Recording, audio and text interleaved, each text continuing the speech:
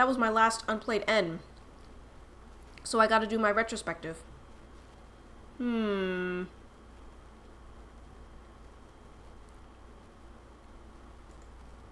Yeah.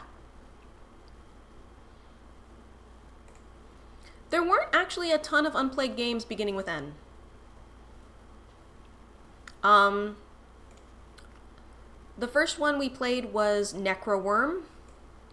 Would not recommend. It was cheap and rightly so. Neocab honestly seemed quite fun, except that because you were in a car and the stuff was constantly moving, it made me feel a little bit motion sick. Never Alone. I had some issues with the controls in this platformer. Switching between the two roles was interesting. I think maybe it had an option for co-op, but I'm not sure. Might have worked better with controller. I was using keyboard mouse. But just kind of seemed like a general platformer. Oh yeah, we've hit the back end of the alphabet, absolutely. Find a lot of devs try to force their titles to the start of the alphabet, or have common search terms like cat to try to force attention to their games. Makes a certain amount of sense. There's also, like, I skipped a couple of things. Like, I have this one game called Never Out, which is an escape room game, but it is first-person view, and I know now that I cannot do first-person view games, so, like, I skipped that one. We didn't play it.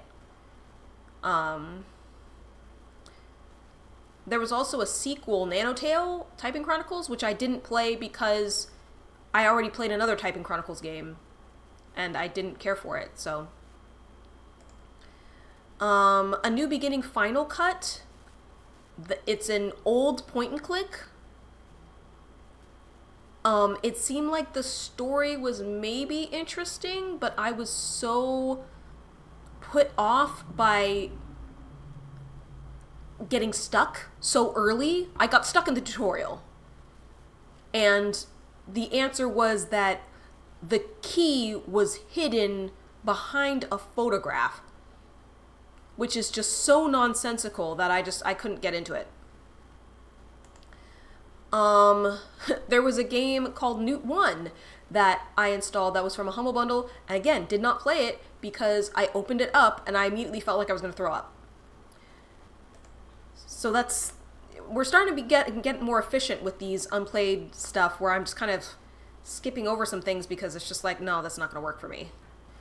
Nexoria was a cheap little roguelike. I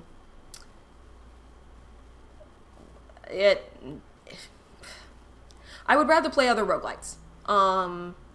Apparently this one has glitches that I thankfully did not encounter, but yeah, it was fine. No Longer Home. No Longer Home was kind of like... It had a lot of angst, but like quiet angst, like quiet desperation, I felt like. I really did not like the Unity art style. I just did not care for it. And I don't like slice of life things anyway. And it did kind of have that weird, like, magical realism, supernatural thing that was happening, but, like, I wasn't interested enough to pursue that mystery. Like, I didn't care about the characters enough. And it was just very depressing how much, you know, the people were poor and, you know, having trouble getting started in life. And I was like, I think about that enough in day-to-day life and I don't need to be depressed. This game just seemed like it was going to depress me, so I just didn't want to play it. The most fun I had with the ends was today's, NORCO, which was a game that my boyfriend actually recommended to me. Pretty sure recommended to me the day that we met, and then I bought it the day that we met. He wasn't my boyfriend then, obviously, but... and I just didn't play it until now. And it was, unlike unlike A New Beginning, which, you know, it's a point and click, kind of similar to New Beginning, but unlike New Beginning, I felt like the stuff was relatively okay to figure out in the first, you know, 2 hours or so that I played it. I didn't get, like, super stuck or anything. And the story is darker, kind of more interesting in a way. It has kind of a cyberpunk theme going on with it. But yeah, overall, the ends did not deliver very much. Hilariously, I think I have way more O's than ends for whatever reason, so that'll be a longer chapter. But yeah, that was the ends. So I'm cutting in here because I realized I forgot to talk about the 2 games that were kind of not part of the ends, but, you know, I had to go back because they were new to my library. And those games were Merge Maestro, which was a cheap mobile game and played as such. I thought it would be more like Luck Be a Landlord, but Luck Be a Landlord was just amazing and, you know, incredible.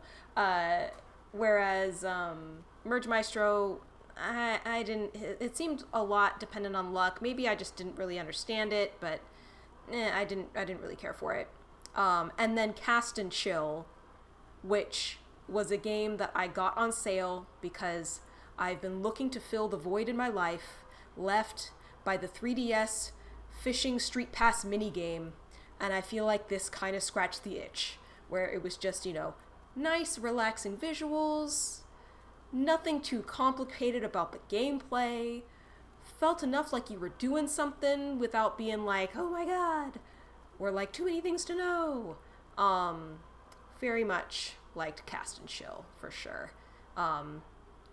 Probably even a bit better than NORCO, if I'm being honest.